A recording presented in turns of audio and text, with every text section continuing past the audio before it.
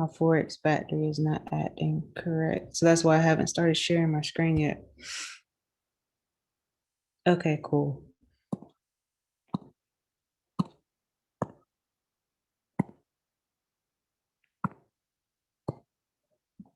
All right. So the biggest thing, this week we had was pretty much outside of the Forex factory calendar. It was just a lot of little things that were going on.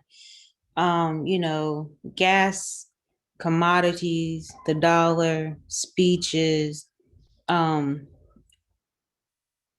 Israel versus the Palestinians, and um, just a lot of outside news. But this is a week coming off of NFP, so we were looking forward to our economic indicators for consumer price index, which we went over on the last Zoom call, and those were increased. I was expecting to see price inflation. I will continue to expect to see price inflation in the near future, only because that's where the market is trending towards. So I'll talk a little bit about market trends once I finish. Yesterday, we had unemployment claims. So we did have a fairly good week when it came to unemployment claims. We didn't have as many unemployment claims filed as expected. We were pretty close, but we didn't get all the way there. So one thing that I will be looking forward to seeing in the news is this because people aren't able to get those benefits anymore, because some states are starting to not give people benefits anymore and are starting to cut people off to get people back into the workforce. So I want to see if it's that or if people on their own are starting to go back. So we'll just continue to look. How will I know? Well, when you open up these reports, they're like 50 pages long, but it tells you everything you need to know. Like where, if it was black, white, female, male, high school educated, college educated, what side of the world they lived on. Like it'll tell you all what sector they worked in. It'll tell you like all these different things about the group of people. So we'll be looking at this report and just comparing report on top of report. And then today we were looking forward to retail sales, and retail sales were not all that great. And I told you guys I wasn't expecting retail sales to be all that great. And one of my thinking, like, and one of my tangents, like when I go off on a tangent with you guys, I'm usually telling you what my mindset is, how I'm coming to a thought process. So if I veer off of topic, like pay attention, because a lot of times it's a thought process I'm going through and I'm sharing it with you guys. So when I was talking about retail sales, and I was explaining how when people got their stimulus money, there were people who were truly spending their stimulus money to catch up on bills, but there were people who were spending their stimulus money to catch up on old debt, to pay off debt. And then a lot of people were putting that money either into a savings account or into an investment account. That doesn't show up in retail sales. That doesn't show up in consumer spending, because you're not actually spending that money. You're just converting your currency from one form of payment or one form of transaction to another. Something fungible, something you can actually put it into, and then you can go spend that other thing as well. So if you're taking your dollar, you're putting it into gold, you can take gold and spend it in places. Stock has a monetary value. Your investments in Forex, they have a monetary value. So it's literally just putting money into like a costume. It's still money. It just has on, like a sheep in wolf's clothing or something like that, or a wolf in sheep's clothing. Anyway, you get what I'm saying. It's like it's made up to look different, but it's still the same. So anyway, with retail sales, people were not spending that money. We already had kind of come to that thought process. We have kind of seen it in the news. We've heard the Fed beg and tell people to actually spend their money. Well, people are not spending their money. So what am I seeing out of this? It's not great for people who want a fourth stimulus check. I can tell you that much, because the whole point of getting a stimulus check is to spend it. People were not spending this money. They expected retail sales to be up 1% month over month. So they expected retail sales to be higher by 1% when you look at March and April compared to one another. So April's retail sales were supposed to be 1% higher than March. They were not. They were about the same when it comes to actual retail sales. Core retail sales were even worse. They were off by 0.8%, which means that people spent more money in March than they did in April, and people in April didn't spend at all. So when we think about April, April is a significant financial fiscal month of the year because of taxes. That's when a lot of rollovers happen. That's when you start declaring and talking about what you're going to roll over, carry over to the next year for those people who can. For those people who file taxes, typically, excuse me, typically in April on a normal tax year, that's when you will get your you would have had your taxes done by then. You'll be getting your refund by that time. This year, Monday is actually tax day. Like this upcoming Monday is tax day. So what does all this mean, going forward? People have to spend money. People have to really look and evaluate, like, what is the whole point and purpose of the stimulus? How are we going to get the economy going? Part of how I think the economy is going to start rolling again is what happened today, technically late yesterday, was the revision of the mask mandate. So people who are fully vaccinated can now, enjoy pre-COVID freedoms of like exploring the world with no mask on. Um, you can go in. Walmart has said that people who are fully vaccinated can come in their stores without a mask on. So that is going to encourage people to get out and either get vaccinated or want to go out and be encouraged to go out. Because think about it, there are lots of people out there who haven't wanted to go anywhere because they don't like wearing a mask. And even those people who are vaccinated, they're like, well, I'm vaccinated. I don't understand why I have to go out with a mask on. So they just choose to stay at home. So having mask mandates lifted, having the world kind of open back up again, and you're not just seeing this in the US. We talked about the UK on the last Zoom call. All of these major modern industrial countries are starting to do this now. So we can expect to see people being more encouraged and being more excited to be happy. When people are happy, when people are jovial, and they have something like this that's going on, they're more likely to spend money. Make a person happy, they're more likely to open their pockets. So now the government's making people happy. So now they hopefully are more likely to spend money. So we'll see how far that goes. But I pulled up the Forex Factory calendar for next week because, we won't get a Zoom call until after the market like officially opens. I just wanted to show you Monday because speeches can throw off a whole day. A leader can slip up and say something on accident. So even whenever we go through the Forex Factory calendar, even if I don't highlight it, because typically I'm only highlighting the orange and red things, if you see something that says speech, just pay attention. Just know that it's there. Also know that whoever puts up these Forex Factory calendars, sometimes they miss things. So I have to go through here and make sure that nothing's missed that's going to be important, like Empire State Manufacturing Index. That is the manufacturing index for New York and that region. So it covers New York, but then it also covers like Vermont, Connecticut, Maine, kind of covers that, the New England region of the United States. That's super important because there's a lot of import and exports that are done between them and Canada. That's where a lot of lumber and maple are exchanged. The fishing industry is huge in that area. So when we start talking about seafood, when we start talking about lumber, commodities, paper, maple syrup, sweet sugars, those types of things, I start paying attention to the manufacturing index. Not only for this region, but this one of the big regions that I pay attention to.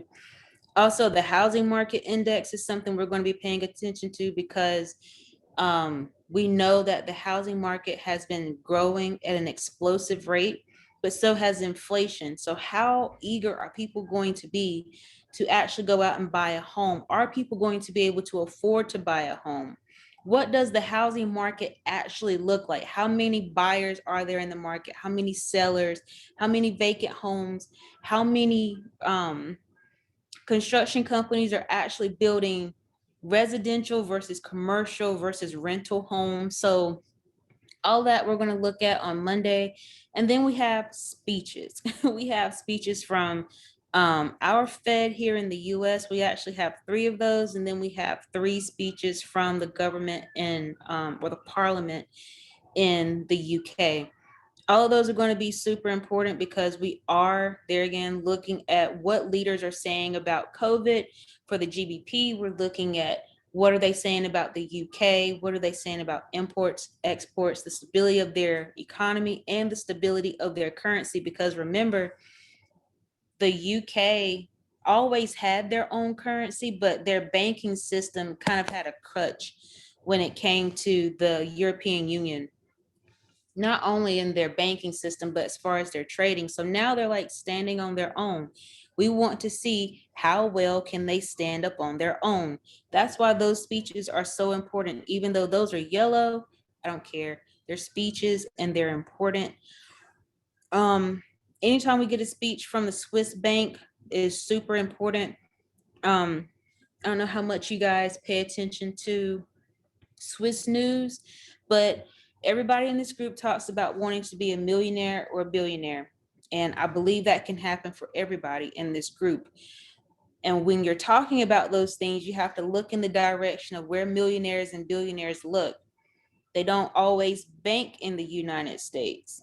The currency in the United States, if you look at any chart, will tell you why. If you look at a Swiss currency chart, you'll see why people you used to hear it a lot. Swiss bank accounts. They're a lot harder to get, but there are different classes of Swiss bank accounts. That's why I always listen, because speeches from the Swiss bank will tell you whether or not the rich are going to gravitate more towards them or gravitate out. And where would they go if they left? They would go to a country whose laws are set up for the rich, as a overall tax haven instead of just a bank or a banking system itself for better conversion rate. So I always pay attention to that, because when billions move at one time, sometimes trillions, that will move a whole market. So I always pay attention to Swiss franc news.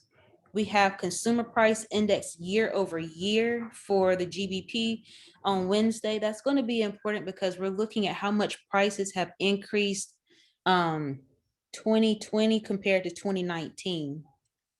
And it'll be 2020 to 2019 because we have not completed 2021 yet to do a whole year compared to the previous year analysis. But that's going to be super important because last year was COVID. Didn't get much inflation last year. If anything, we got some deflation. So I'll be paying attention to that, paying attention to the consumer price index news for Canada, because we just got our news this week. Crude oil inventories, as always. We have Fed minutes coming out on Wednesday, so make sure that you are paying attention on Wednesday, because Fed minutes do move the market, especially if they say something that deviates from what they said they were going to do last year, sometime during the height of COVID. And then we have significant news pretty much for the rest of the week, but that stuff I can cover next week. I just wanted to make sure I got you guys news through at least the first part of the week. Told you why I was thinking the way that I was. Some things for you guys to pay attention to over the weekend, since the markets actually closed.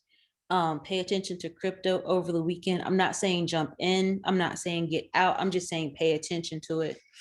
Um, always pay attention to crypto over the weekend because it's what people gravitate to who for lack of a better term, like need their fix for trading and need to be doing something on their MT4, MT5, or Coinbase, or whatever the case may be. Also, it is a platform. It is a platform which a lot of things that we're doing are based off of. So it's just good to know and see where the market's going, especially if you own NFTs, if you own, the cryptos outright. Make sure that you're just paying attention to your assets. That's, another part of having a million or billionaire mindset is just paying attention to your assets. So pay attention to the crypto markets, especially over the weekend for the reasons I've already mentioned. Pay attention to the oil situation. Um, Pipelines open for the most part. Gas is starting to be distributed, but the thing is going to be how quickly can they get these gas stations refilled? Is it going to, hamper oil news going into next week? Speaking of oil, pay attention to the news that we talked about on the last Zoom call about the Middle East. Um, and our troops being over there. The hope is that things don't escalate with our troops being there, that our troops don't escalate things themselves, things calm down, and then they can leave. We don't want to leave troops over there because that kind of starts this whole cycle of, oh, well, we have to, rotate these troops out, or, oh, we need to send more troops to do this, this, and this while we're there. Oh, by the way, so we don't want to do that. But anyway, for the most part, those are the big things. Those are the things I want you guys to pay attention to going into the weekend. There are a lot of other things we'll start talking about next week, especially since we're getting ready to go into the second major travel holiday and technically like the first big holiday of the year, Memorial Day. Now that they're opening things back up again, we'll start talking about things to look for, cycles that start to happen around that time of the year. So yeah, that's what you guys have to look forward to next week. And now I'm going to go ahead and turn it over to Mr. Level so that he can do the technical wrap up and overview. Cool beans. Appreciate that, KMentals. Good job. Good job this week as a whole. You killed it this week, girl. Jump into these technicals.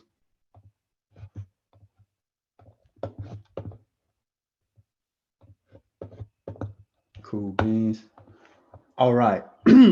So if we look back at Wednesday night, we know that we had achieved our target of this imbalance here from Monday night that I wanted to see. As you can see, it's still drawn out what I wanted to see for the rest of the week. And we got that move. It's beautiful. So let's look at our currency pairs. We know if we was expecting the dollar to give us that pullback,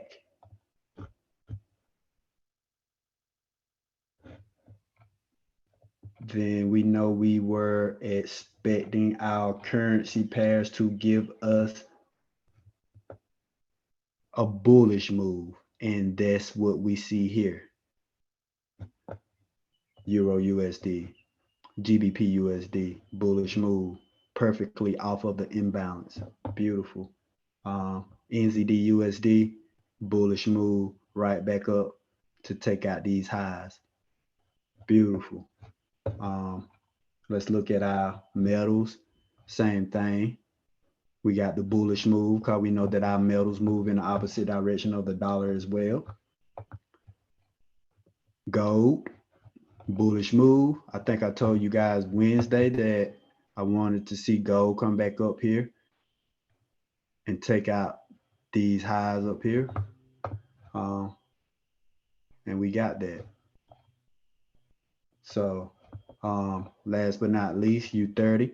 Told you guys Wednesday night that I wanted to see U30 come back up here, retest this structure and this imbalance.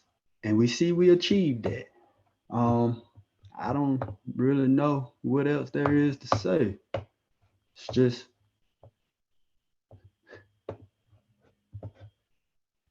damn near perfect.